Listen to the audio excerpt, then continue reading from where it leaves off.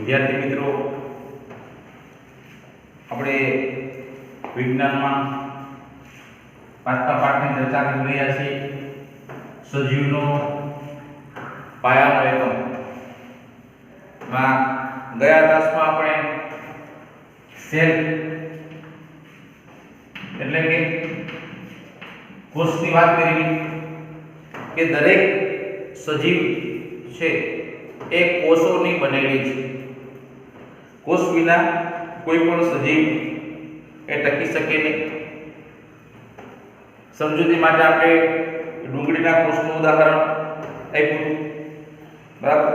ત્યાર પછી પણ અલગ અલગ વૃક્ષો, વનસ્પતિ કે મનુષ્ય દેહમાં આવા અલગ અલગ અબજોની સંખ્યામાં કોષોની રચના છે એ થતી હોય છે.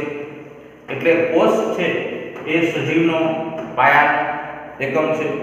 અને સૌપ્રથમ એક કોષ શબ્દ અને કોષોનું સંશોધન છે તે રોબર્ટ હુકે કર્યું. એ પણ આપણે જોયું. રોબર્ટ હુક ક્યારે? તો કે ઈસવીસન 1665.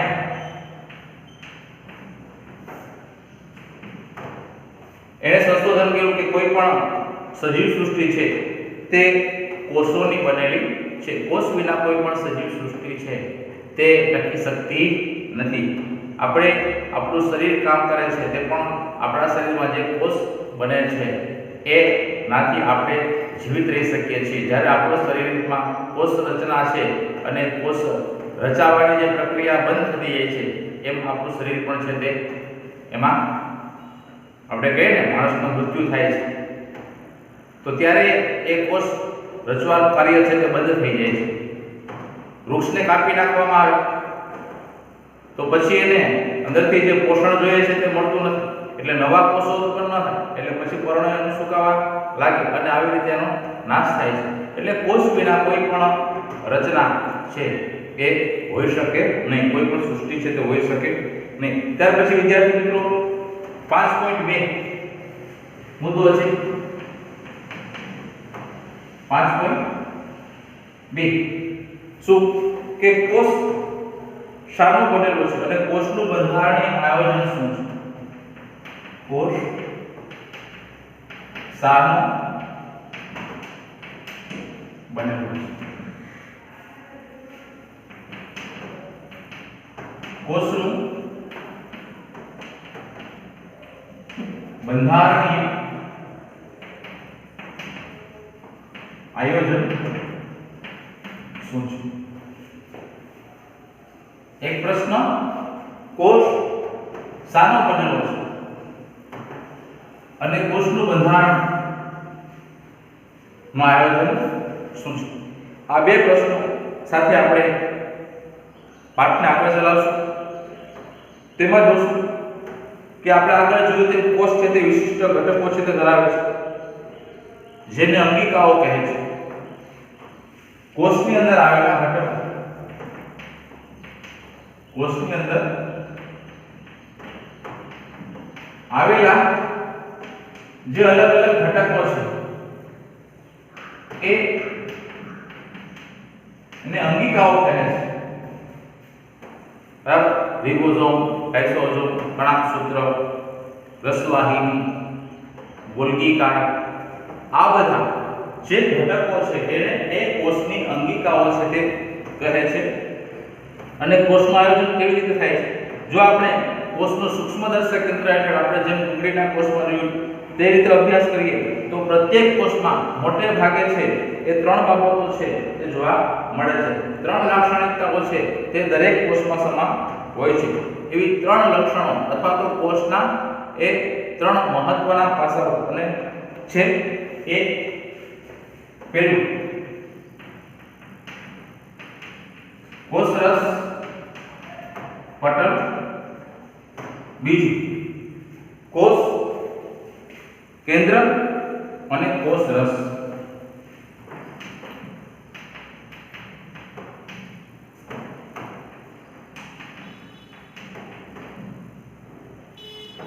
આ ત્રણ આ દરેક કોષના અંગો છે, મુખ્ય અંગો. ત્યાર પછી આવશે એના અંગિકાઓ બધી આવશે, બરાબર।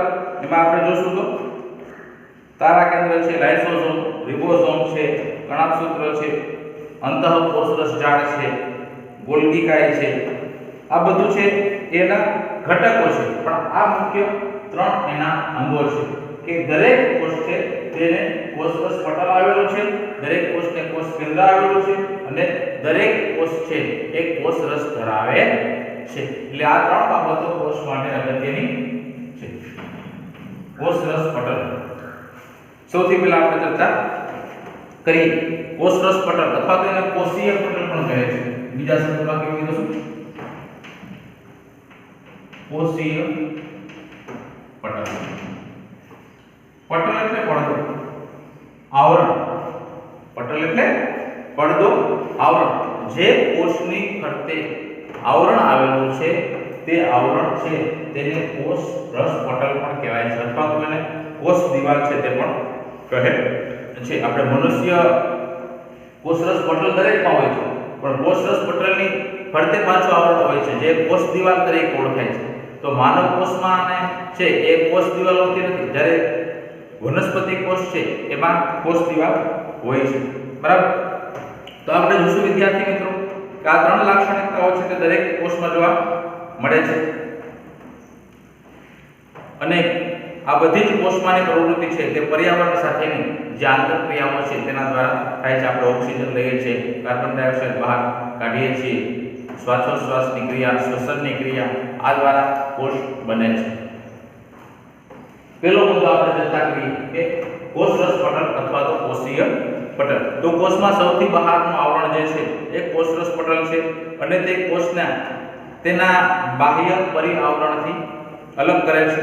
કોષરસ પટલ કેટલાક દ્રવ્યોને કોષમાં પ્રવેશવા આપવાની તેમજ કોષને બહાર નીકળવાની મંજૂરી આપે છે। કોષરસ પટલનું કાર્ય શું છે? તો કે જે જરૂરી દ્રવ્યો છે તે કોષમાં દાખલ થવા દે છે। દાખલા તરીકે અહીંયા આપણે કોષની રચના તમને બનાવો।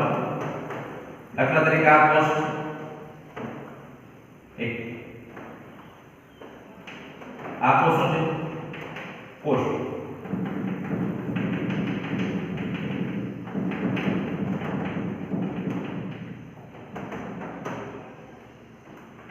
તો આ જે બહારનો ભાગ છે કોષ, બરાબર, એ શું છે? કોષ દિવાલ। આ જે છે તે શું છે? કોષ દિવાલ છે। આ જે છે એને આપણે કહીશું કોષ કેન્દ્ર, કોષનો અગત્યનો। અને આ જે આપણે પ્રવાહી સ્વરૂપે જોઈએ છે કોષ કેન્દ્ર અને કોષ પટલની વચ્ચેનો આ જે ભાગ છે એ છે કોષરસ। એટલે મુખ્ય ત્રણ બાબતો બનેલો છે, બરાબર। કોષ એક કોષ દિવાલ, બીજું કોષ કેન્દ્ર અને એની વચ્ચે જે પ્રવાહી છે તે આપણે કહીએ છીએ કોષરસ। એટલે હવે કોષ દિવાલ છે તે શું કરે છે? તો કે કેટલાક દ્રવ્યોને કોષમાં પ્રવેશવાની જે જરૂરી છે તે દ્રવ્યોને કોષમાં પ્રવેશવા દે છે અને જરૂર નથી તેને એ દિવાલ દ્વારા એ બહાર કાઢે છે, બરાબર। આ કોષરસ પટલનું કાર્ય છે અને કેટલાક અન્ય દ્રવ્યોની ગતિશીલતાને પણ અવરોધે છે। આથી જ કોષરસ પટલને પસંદગીમાન પ્રવેશશીલ પટલ કહે છે। આ કાજો પસંદગીમાન પ્રવેશશીલ પટલ શા માટે કહે છે? કોષ દિવાલને પસંદગીમાન પ્રવેશશીલ પટલ શા માટે કહે છે? તો કે કોષ દિવાલ છે તે કોષને જરૂરી એને પસંદગી એવા કોષને ટકી રહેવા માટે જરૂરી દ્રવ્યો છે તેને અંદર આવવાની મંજૂરી આપે છે અને બિનજરૂરી દ્રવ્યો છે તેને બહાર કાઢે છે। એટલે પસંદગીમાન પ્રવેશશીલ જે પસંદગીના દ્રવ્યો છે તેને અંદર પ્રવેશ આપે છે, બરાબર। અને આવી રીતે કોષ છે તે જીવંત રહે છે, એટલા માટે કોષને પસંદગીમાં પ્રવેશશીલ પટલ તરીકે ઓળખવામાં પણ આવે છે। આ ખાસ નામ યાદ રાખજો। હવે કોષમાં દ્રવ્યોની ગતિશીલતા કેવી રીતે થાય છે અને કેવી રીતે કોષમાંથી દ્રવ્યો કોષમાંથી બહાર જાય છે? તો કેટલાક દ્રવ્યો જેવા કે કાર્બન ડાયોક્સાઇડ છે, ઓક્સિજન છે તે કોષરસ પટલમાંથી બહાર જાય છે। જે ક્રિયાને શું કહે છે? પ્રસરણ। આપણે શ્વાસોશ્વાસની ક્રિયા લઈએ છીએ, ઓક્સિજન લઈએ છીએ, કાર્બન ડાયોક્સાઇડ એ બહાર કાઢીએ છીએ, જ્યારે વનસ્પતિ છે તે ઓક્સિજન બહાર કાઢે છે, કાર્બન ડાયોક્સાઇડ લે છે. આ જે છે શ્વસનની ક્રિયા છે તેને શું કહે છે? પ્રસરણ કહે છે. અને આપણે પ્રસરણની ક્રિયાનો અભ્યાસ અગાઉના પ્રકરણમાં કરી ચૂક્યા છીએ. અને દ્રવ્ય વધુ સંકેન્દ્રિત તરફથી ઓછા સંકેન્દ્રિત તરફ ત્વરિત ગતિશીલતા ધરાવે છે. આવી જ ઘટના કોષમાં પણ જોવા મળે છે. દાખલા તરીકે આપણે CO2 એટલે કે કાર્બન ડાયોક્સાઇડ છે એવા દ્રવ્યોનું સંકેન્દ્રીકરણ વધે, જ્યારે કોષની બહારના પર્યાવરણમાં કોષના CO2 નું સંકેન્દ્રીકરણની પ્રક્રિયા છે તે ઓછી હોય, ત્યારે CO2 ના સંકેન્દ્રીકરણના તફાવતને કોષમાંનો CO2 કોષ બહાર નીકળી જાય છે, જે પ્રસરણ દ્વારા થાય છે. આવી રીતે ઓક્સિજન છે એનું પણ સંકેન્દ્રીકરણ ઘટે, ત્યારે ઓક્સિજન કોષમાં પ્રસરણની પ્રક્રિયા દ્વારા પ્રવેશે છે. આથી પ્રસરણ છે તે વાત નિયમન માટે કોષ અને કોષના બાહ્ય આવરણ વચ્ચે અગત્યની ભૂમિકા છે તે ભજવે છે. વિદ્યાર્થી મિત્રો એના માટે કેટલીક પ્રવૃત્તિ છે તે પણ આપવામાં અહીં આવી છે. આમ આશ્રુતિ પાણી માટેનો આકર્ષક પરિવર્તન માર્ગ છે અને પાણી છે આ પ્રસરણનો નિયમને અનુસરે છે. બરાબર? કેવી રીતે? તો કે પાણી છે એ પાણીના અણુઓની ગતિ છે તે આવી જ પસંદગીશીલ પ્રવેશશીલ પટલ દ્વારા થાય છે, જેને આશ્રુતિ અથવા તો અભિસરણ છે તે કહે છે.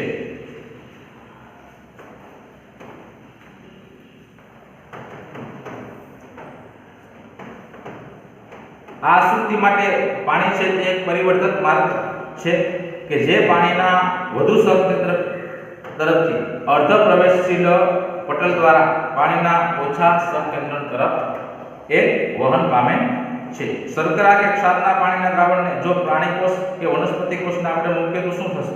દાખલા તરીકે શર્કરા એટલે કે બે પાણી છે, એક સાદું પાણી અને એક ખાંડવાળું પાણી.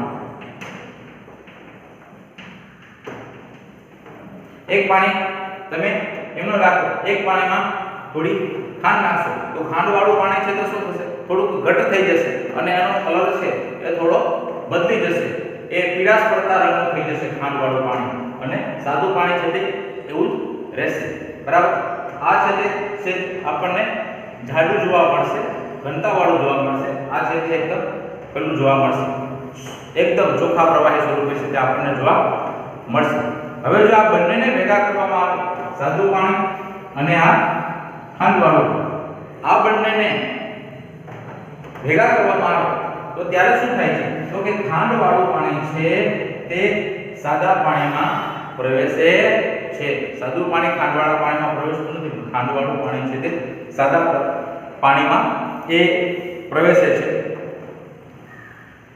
એટલે શર્કરા અથવા ખાંડ અથવા તો મીઠાવાળું પાણી હોય તો આપણે એ આવું જોઈ શકીએ છીએ કે ખાંડવાળું પાણી છે તે શું થાય છે? સાદા પાણીમાં પ્રવેશે છે. એના માટે ત્રણ બાબતો છે કે જો કોષની ફરતે આસપાસનું માધ્યમ પાણીના વધુ સંકેન્દ્રણવાળું અર્થાત બહારનું દ્રાવણ વધુ મંદ હોય, જેથી કોષ આશ્રુતિ દ્વારા પાણી મેળવે છે, અને આવા દ્રાવણને હાઇપોટોનિક દ્રાવણ એટલે કે અધોસાંદ્ર દ્રાવણ તરીકે ઓળખવામાં આવે છે. પાણીના અણુઓ મુક્ત રીતે કોષરસ પટલ દ્વારા બંને દિશામાં વહન પામી શકે છે, પરંતુ વધારે પાણી કોષમાં પ્રવેશશે ત્યારબાદ તે દૂર જાય છે, અને ચોક્કસ પરિણામ એ છે કે કોષમાં પાણી પ્રવેશવાથી કોષ છે તે ફૂલેલો છે તે જોવા મળે છે. એના માટે વિદ્યાર્થી મિત્રો આપણે દ્રાક્ષનું ઉદાહરણ લઈએ. આપણે કાળી દ્રાક્ષ હોય એને પાણીમાં પલાળી તો શું થશે? કાળી દ્રાક્ષને પાણીમાં પલાળી નાખવાથી શું થશે? તો કે પાણી છે એ દ્રાક્ષના કોષોમાં એ પ્રવેશ એટલે દ્રાક્ષ છે તેનો આકાર છે તે કેવો થઈ જશે? મોટો થઈ જશે. એટલે કે દ્રાક્ષના કોષમાં છે તે પાણી સરળતાથી પ્રવેશે છે, એટલે દ્રાક્ષ છે તે મોટી થઈ જાય. વળી પાછું એને સૂકવી નાખવામાં આવે તો એમાંથી એના કોષ દિવાલ દ્વારા પાણી છે તે બહાર ચાલ્યું જાય છે. આપણે કહીએ ને પસંદગીમાન પ્રવેશશીલ પટલ. આ પાણી છે કાળી દ્રાક્ષમાં પ્રવેશે છે કોષ દિવાલ દ્વારા, એટલે દ્રાક્ષ છે તેનો આકાર એ મોટો થઈ જાય છે. પણ જો એને સૂકવી દેવામાં આવે પાછું સૂકા વાતાવરણ તો પાછું શું થશે? તો કે દ્રાક્ષ અધ્યય સ્થિતિમાં આવી જશે.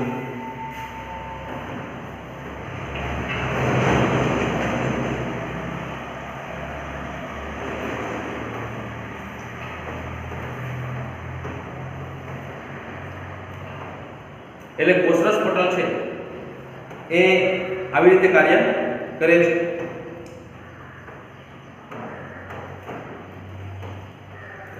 ત્યાર પછી કોષ દિવાલ છે.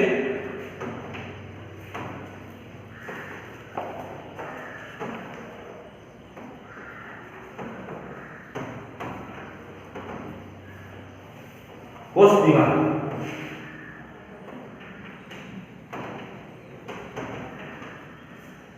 આ થોડો ફેર છે. જે કોષરસ પટલ છે અને કોષ દિવાલ એ બંનેમાં શું તફાવત? તો કે વનસ્પતિ કોષમાં કોષરસ પટલ સિવાય પણ તેની બહારની બાજુએ એક વધારાનું બરડ આવરણ આવેલું છે, તેને કોષ દિવાલ કહે છે. દાખલા તરીકે આ વનસ્પતિ કોષ છે તો એની બાજુમાં પાછું એક આવું ઘટ્ટ આવરણ આવેલું છે. આ જે જાડું આવરણ આવેલું છે આ છે તે કોષ દિવાલ. પણ આની અંદર પાછું એક આછું આવરણ છે તો એ શું છે? કોષ આપણે કહીશું એને કોષરસ પટલ. એટલે બે આવરણ છે. કોષને પહેલા પણ ઢાંકી રાખે છે, રક્ષણ આપે છે, તો કે કોષરસ પટલ. અને એની ઉપર પાછળ શું છે? તો કે આ જે બરડ આવરણ છે કોષને ફરતા આવેલું છે તે જોવા મળે છે. એટલે કોષ દિવાલ માત્ર ને માત્ર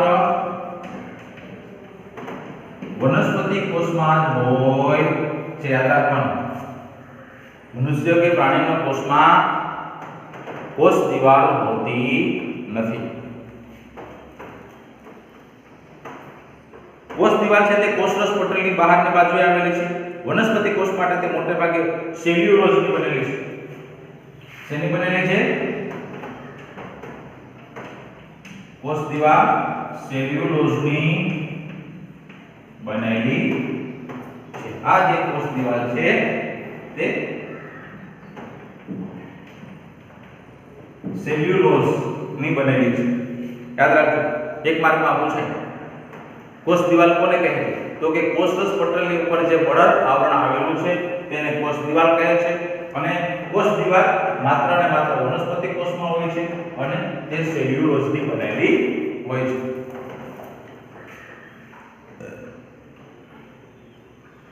અને સેલ્યુલોઝ એક જટિલ પદાર્થ છે જે વનસ્પતિઓને બંધારણીય મજબૂતાઈ છે તે આપે છે, એના બંધારણને ટકાવી રાખે છે.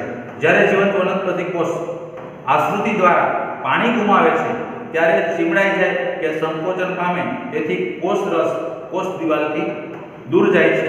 આ ઘટના રસ સંકોચન તરીકે ઓળખાય છે. આ ઘટના પણ આપણે પર્ણના દ્વારા ઓળખી છે. ગ્રીવો પર્ણની છાલ છે એનું સ્લાઇડ પર સૂક્ષ્મદર્શક યંત્ર સાથે તેનું પરીક્ષણ કરવામાં આવે અને એમાં નાની નાની કણિકાઓ જે આપેલી છે તેને શું કહે છે?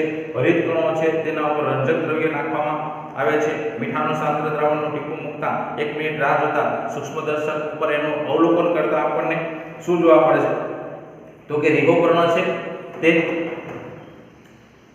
જીવંત કોષમાં થાય છે. મૃત કોષમાં આશ્રિત દ્વારા પાણીનું શોષણ કરવાની ક્ષમતા ધરાવતા નથી. એટલે વનસ્પતિ કોષની જે કોષ દિવાલ તેમજ ફૂગ અને બેક્ટેરિયાની કોષ દિવાલને ખૂબ મંદ માધ્યમમાં મૂકવા છતાં તૂટી જતી નથી. આવા માધ્યમમાં કોષો આશ્રિત દ્વારા પાણી મેળવવાની વૃત્તિ ધરાવે છે, જેથી કોષ છે તે ફૂલે છે અને કોષ દિવાલ સામે દબાણ ઉત્પન્ન થાય છે. અને કોષ દિવાલ છે તે ફૂલેલા કોષ સામે સમાન દબાણ ઉત્પન્ન કરે છે. અને કોષ દિવાલને કારણે વનસ્પતિ કોષ પ્રાણી કોષ કરતા બહારના માધ્યમમાં